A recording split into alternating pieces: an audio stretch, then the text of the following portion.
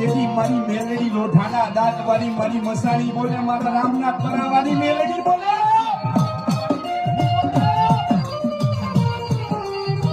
બેટા એ મારી મેલડી ને એટલું કીધું છે ને મારી હું નો બોલ્યો મારી મેલડી તું બોલજે